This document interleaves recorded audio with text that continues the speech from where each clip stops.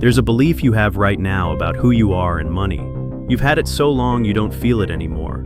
It's invisible, it's automatic, and it's the exact reason your financial life looks the way it does. Not the market, not your income, not your timing. A belief about who you are. Here's what makes this specific belief dangerous. It doesn't feel like a belief. It feels like clarity. It feels like self-awareness. You think you're being realistic when you say things like, "I'm not really a money person," or "wealth isn't something people like me achieve," or "I'm just not wired that way." That doesn't feel like a limiting belief. That feels like honesty. That's the trap. Because what you've done isn't arrived at a realistic assessment of your potential. You've built a loyalty, a deep unconscious loyalty to a version of yourself that was built to survive a specific environment. And that version is now costing you everything. Think about where your ideas about money came from. Not the books you read as an adult, the environment you grew up in, the conversations you heard at the dinner table, the way your parents talked about wealthy people, the unspoken rules about what was appropriate to want. If you grew up in an environment where having too much felt greedy, where wanting more felt selfish, where financial ambition was associated with people who betrayed their roots, then you didn't just absorb a set of beliefs, you absorbed an identity. An identity that says, people like us don't do that. And here's what nobody tells you about identity. Identity isn't just what you believe.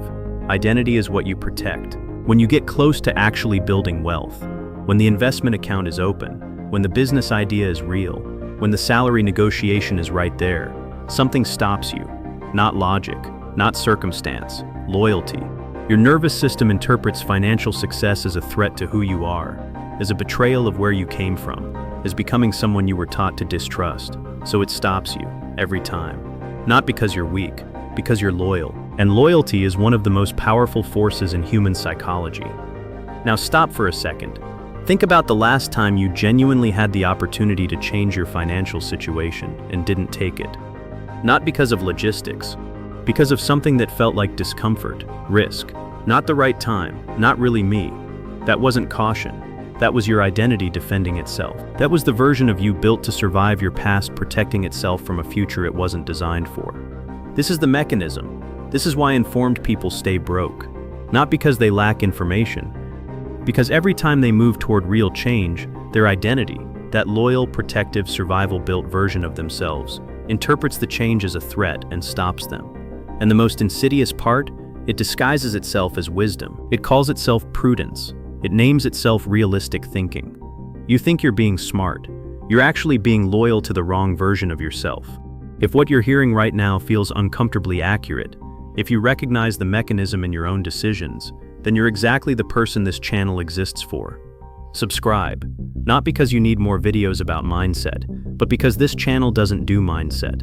It does forensic psychology of financial behavior. The kind of analysis that makes you uncomfortable because it's accurate, not because it's dramatic. Hit subscribe, because what comes next is even darker. Here's what makes this loyalty so difficult to break. The identity you built wasn't wrong when it was built, it was adaptive. It helped you belong to your family and your community. It protected you from the social consequences of wanting things that felt out of reach. It kept you safe in the environment you grew up in. The problem is you're not in that environment anymore. But the identity doesn't know that. The identity is still doing its original job, keeping you consistent with who you were when you built it. So every time you try to change your financial behavior, the identity doesn't just resist. It recruits your intelligence to rationalize the resistance. It uses your knowledge of behavioral psychology to explain why you should wait. It uses your understanding of risk to justify not acting. It turns your sophistication into a weapon against your own progress. And you call that thinking clearly. That's how sophisticated the mechanism is. It doesn't fight your intelligence, it hijacks it.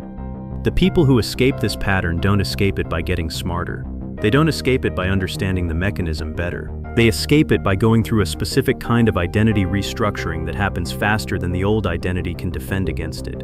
Not gradual change, rapid reconstruction. Not understanding the old identity better, building a new one that the old one doesn't have time to sabotage. There's a presentation in the description that shows exactly what that looks like. Not the concept, the actual process. The specific structure of how people rebuild their relationship with money at the identity level, rather than the behavioral level. Most people won't look. The old identity will create a reason not to. It will tell you that you already understand this, that you don't need to see how others did it. that you'll figure it out on your own. That's the mechanism, operating right now, protecting itself. If you're watching this far into the video, you already know the information isn't the issue. The identity is the issue. And you can't think your way out of an identity problem. You need to see what a restructured one looks like. It's in the description. Watch it before your old identity convinces you that you don't need to. Because here's the truth that this kind of content always avoids saying out loud. Most people who watch this video will recognize themselves in it completely. They'll feel the accuracy of it in their chest. They'll understand the mechanism perfectly. And they'll go back to being loyal to the wrong version of themselves. Not because the insight wasn't real. Because insight doesn't change identity. Only a different kind of action does. And most people will choose the insight over the action. Because insight is comfortable. Insight doesn't require you to become someone different. Insight doesn't threaten the loyalty. Insight lets you feel like you're dealing with the problem while the problem stays exactly the same.